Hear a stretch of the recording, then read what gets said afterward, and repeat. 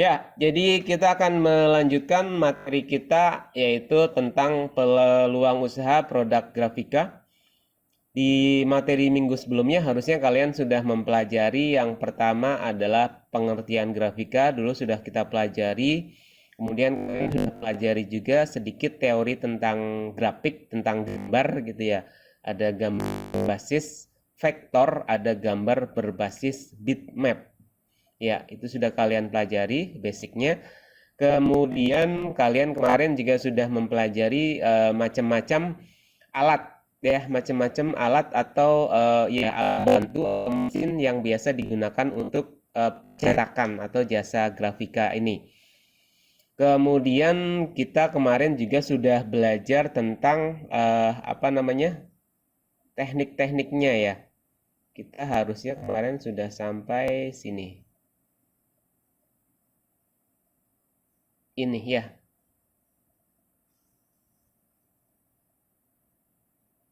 Ya, ini sudah kita pelajari kemarin. Jadi ya harusnya kemarin sampai sini ya. Teknik dan tahapan produksi. Kemarin kita sudah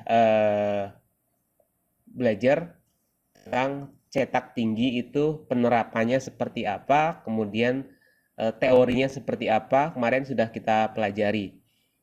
Benar nggak? Sudah dapat kan kemarin ini kan?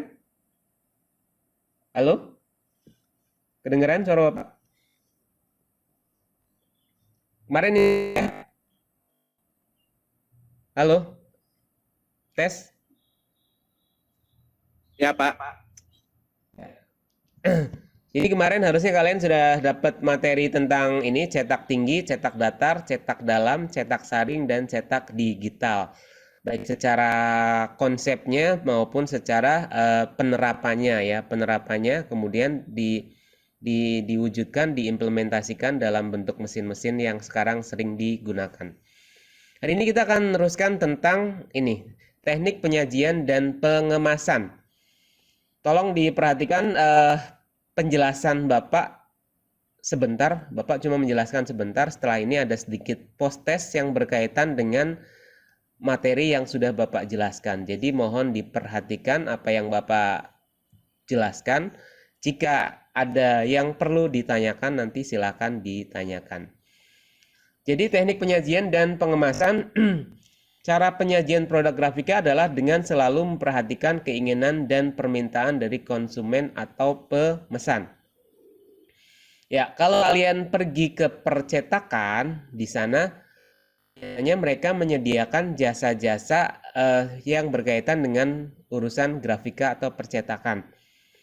Di sana paling tidak ada dua pekerjaan yang sering dilakukan oleh usaha grafika.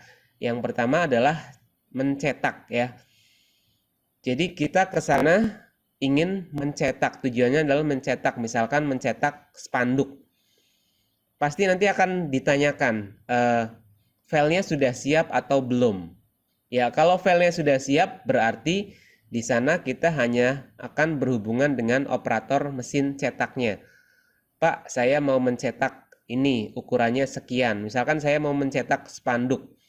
Filenya sudah ada di sini, sudah saya desain, sudah siap untuk dicetak. Ukurannya 1,5 1 meter kali 5 meter. Kemudian nanti di sana akan ditanyakan bahan yang akan digunakan bahan apa Pak gitu kan. Paling tidak ada 3 bahan ya, ada 3 bahan yang sering digunakan untuk dalam hal ini contohnya adalah spanduk ya. Spanduk paling tidak setahu Bapak ada 3 bahan, yaitu bahan yang tipis ya, bahan yang sedang dan bahan yang tebal. Apa bedanya 3 bahan itu? 3 bahan itu perbedaannya ya tergantung nanti penerapan spanduknya. Kalau spanduknya kebutuhannya hanya untuk display sehari, kalau menurut Bapak pribadi cukup pakai yang bahan yang tipis ya. Bahan yang tipis juga sudah cukup karena hanya untuk mendisplay atau spanduk yang hanya akan didisplay 1 hari atau 1 kali momen atau sesi acara tertentu. Tapi kalau nggak yakin dengan bahan yang tipis, kalian bisa gunakan bahan yang sedang ya. Tapi intinya sama, itu hanya digunakan sehari. Nanti balik lagi ke budget, balik lagi ke anggaran yang disediakan. Kemudian pada saat nanti mencetak akan ditanyakan finishingnya seperti apa. Ya, kalau contoh kasus spanduk, finishingnya biasanya adalah dengan menambahkan mata ayam. Mata ayam itu lubang yang dibuat untuk biasanya mengikat, ya, mengikat tali. Atau bisa juga finishingnya biasanya apa? Selongsong, ya, selongsong. Kalau finishingnya selongsong berarti apa namanya? Untuk masukin bambu, kemudian bambu itu nanti ditarik ke kanan kiri spanduk, biasanya untuk dibentangkan di tengah jalan. Itu biasanya lebih recommended dengan bambu gitu ya. Jadi finishingnya selongsong, nanti selongsongnya itu akan dimasukkan bambu. Ya. Itu yang pertama. Jadi ada jasa cetak ya. Jadi kita ke sana hanya mencetak saja, mencetak produk atau desain yang sudah kita buat, kemudian di sana dicetak. Tapi di sana juga melayani apa namanya? Desain juga. Misalkan kita akan kita butuh membuat misalkan apa ya? Stempel. Saya mau buat stempel, tapi saya nggak tahu bentuknya seperti apa. Bisa minta tolong didesainkan, dibuatkan desainnya. Di sana juga bisa. Ya, jadi kalian ke sana, kemudian kalian cari referensi gambar-gambar yang kira-kira akan dijadikan untuk desain stempel yang akan kalian buat. Akan lebih cepat kalau kalian sudah punya draftnya, kalian sudah punya rancangannya, walaupun masih dalam rancangan coret-coretan misalkan kertas di kalian. Tapi nanti sama operator desainnya di sana akan dibuatkan versi desainnya, kemudian nanti akan disesuaikan ukurannya. Misalkan itu bulat, berarti lingkarannya itu ada di ada diameternya ya, ada diameternya berapa sentimeter biasanya standar untuk stempel. Atau kalau bentuk-bentuk lain juga bisa. Ya. Bentuk-bentuk lain juga bisa tergantung nanti permintaan. Di materi sebelumnya kita sudah lihat bagaimana apa namanya proses pembuatan stempel. Ya, jadi paling tidak ada dua jasa ya, dua layanan yang biasanya disediakan oleh setiap jasa grafika. Ada layanan cetak dan ada layanan desain plus cetak seperti itu. Kemudian tentang kemasan ya, kemasan itu paling umum adalah dikemas dengan plastik, karena plastik itu sudah cukup memenuhi syarat untuk pengemasan, karena plastik itu mencegah misalkan basah dan lain sebagainya. Tapi ada beberapa kemasan misalkan apa namanya stempel yang mahal, biasanya nanti ada kemasan khususnya yang menyantumkan merek dari stempel tersebut. Jadi kemasan untuk produk grafika bisa bermacam-macam. Hasil produk grafika bisa dikemas dengan bahan plastik, kertas, bambu, kayu, dan lain-lain dengan asumsi produk tersebut tidak akan mudah rusak. Oke, di slide yang ini kira-kira ada yang perlu ditanyakan atau tidak?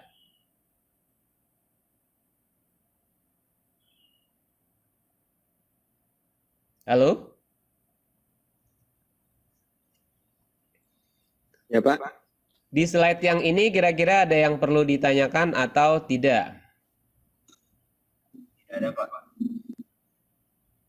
Yang lain? Enggak ada, Pak. Oke, cukup ya. Kita lanjut ke slide berikutnya.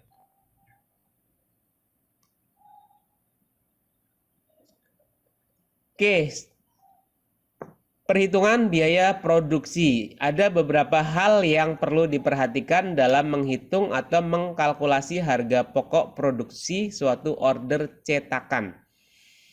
Jadi pada saat kalian mencetak produk grafika di tempat-tempat percetakan, kalian akan dibebankan harga.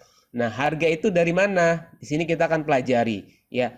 Jadi harga yang ditetapkan oleh percetakan itu rata-rata acuannya adalah 6 hal ini. Ya, yang pertama adalah tentang bahan baku. Ya, bahan baku yang meliputi kertas, tinta, film, pelat saring, pelat, dan lain-lain. Ya, tadi Bapak sudah katakan, Bapak sudah menjelaskan tadi di slide sebelumnya.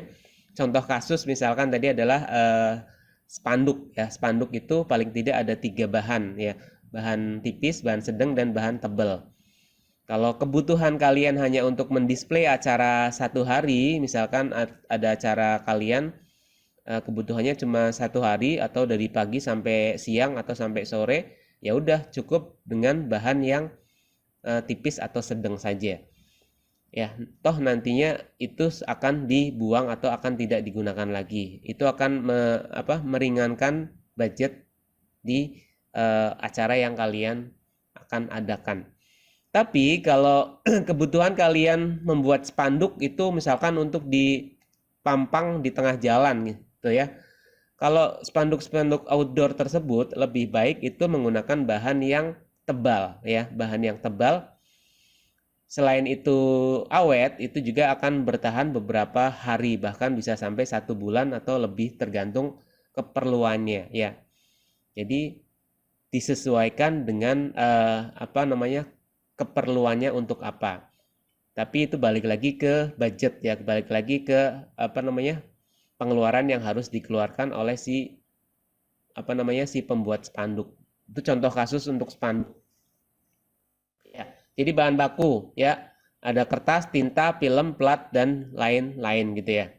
Kemudian berikutnya ada biaya persiapan meliputi setting, desain, layout, foto, repro, plat making, dan lain-lain. Ya, di sini ada biaya persiapan. Jadi pada saat kalian ke sana, tadi misalkan filenya sudah siap, maka langsung ke operator, kemudian langsung dicetak dengan ukuran tertentu, dengan finishing tertentu, dengan bahan tertentu gitu ya. Ya itu tetap dihitung, ya itu tetap dihitung oleh si usaha percetakan. Ya, dia akan menghitung harganya untuk proses tersebut berapa rupiah gitu ya. Di situ akan dihitung. Apalagi kalau misalkan kalian ke sana tanpa file, jadi kalian settingnya di sana, desainnya di sana, layoutnya di sana, maka kalian akan dibebankan biaya yang lebih tinggi. Beda kalau kalian ke sana, filenya sudah jadi, tinggal cetak, ongkosnya lebih sedikit. Tapi kalau kalian belum punya apa-apa, kemudian di sana minta disetting, didesainkan, maka ada ongkos untuk biaya desain. Oke, ya kurang lebihnya seperti itu. Berikutnya ada ongkos cetak ya. Ongkos cetak ini adalah si percetakan itu dia menyediakan mesinnya, mesin dan operatornya. Jadi kita hanya membawa bahannya, misalkan kita siapkan kertasnya, kemudian kita siapkan platnya. Plat itu master cetakan. Master cetakan yang akan ditempel atau dipasang di mesin cetak, itu namanya plat. Jadi mereka hanya minta jasa ongkos cetaknya saja. Ongkos cetak itu untuk biaya mesin dan operator yang menjalankan mesin. Itu yang disebut ongkos cetak. Bisa terima ya? Ya, berikutnya adalah biaya penyelesaian meliputi ongkos lipat, ongkos susun, gabung, ongkos jahit, ongkos cutting, dan lain-lain. Ya, jadi di sini tergantung dari jenis cetakannya. Misalkan kalian akan mencetak buku. Buku setelah kalian akan membuat buku, kalian akan membuat buku. Pada saat buku itu sudah dicetak, sudah di layout sedemikian rupa, dicetak, maka keluar dari mesin cetak itu tidak langsung dalam bentuk buku. Ada proses menyusun ya, menyusun sesuai dengan urutan halamannya ya, kemudian menyusun dengan layout tertentu misalkan. Ya, di situ akan ada biaya yang dikenakan ya, biaya ongkos lipat, ongkos susun gitu ya. Jadi menyusun sesuai dengan urutan halamannya. Kemudian nanti terakhir misalkan dijilid ya, dijilid itu ada biayanya. Ya, itu yang namanya biaya penyelesaian. Kemudian ada pekerjaan pihak ketiga. Nah, pekerjaan pihak ketiga berarti katakanlah ini adalah perantara ya, perantara. Misalkan kalian ingin cetak apa namanya ya? Baju misalkan. Pak, saya mau sablon kaos, Pak, tapi saya nggak tahu caranya. Bapak bisa bantu nggak? Misalkan. Terus Bapak bilang, oke, siap, sini filenya kasih ke Bapak bentuk gambar yang akan dicetak. Kemudian kaosnya ukuran apa, warnanya apa gitu. Bapak bisa bantu, misalkan seperti itu. Maka kalian akan memberikan fee, ya, akan memberikan fee kepada Bapak sebagai perantara. Bapak yang menjadi perantara sablon, ya. Misalkan kalian mau sablon tapi kalian nggak tahu caranya, kalian minta tolong Bapak, maka Bapak akan mendapatkan fee, ya. Itu fee dari pekerjaan pihak ketiga. Yang terakhir adalah biaya ekspedisi atau pengiriman. Ya, jadi ini biasanya untuk mencetak yang dalam skala besar. Misalkan cetak buku, misalkan 1000 eksemplar ya, 1000 buku misalkan. Maka agar tidak memberatkan bagi si pembuat buku, maka dia meminta nanti kalau bukunya sudah selesai tolong dikirimkan ke rumah saya misalkan.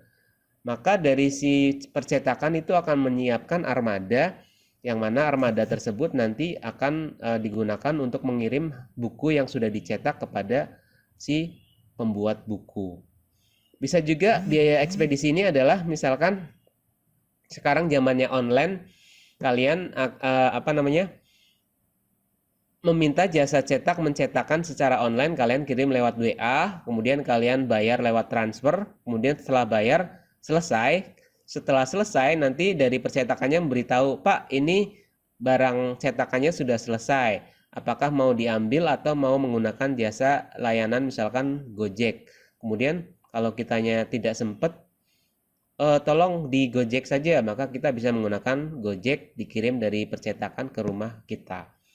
Ya, itu adalah ada biaya sendiri, biaya yang dibebankan bisa dari sisi si percetakan, bisa juga dari sisi kita. Oke, kurang lebihnya seperti itu tentang biaya produksi. Ada yang perlu ditanyakan?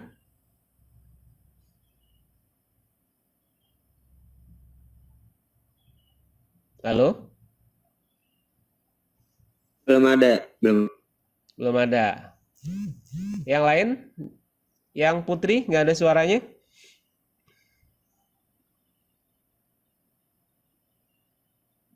Halo? Enggak ada, Pak. Bisa dimengerti ya? Bisa paham ya? Ya, Pak. Oke, kalau tidak ada, Bapak akan share latihannya. Latihannya hanya 5 soal esai. Ya, 5 soal esai. Soalnya adalah dari apa yang sudah Bapak jelaskan tadi. Sebentar, Bapak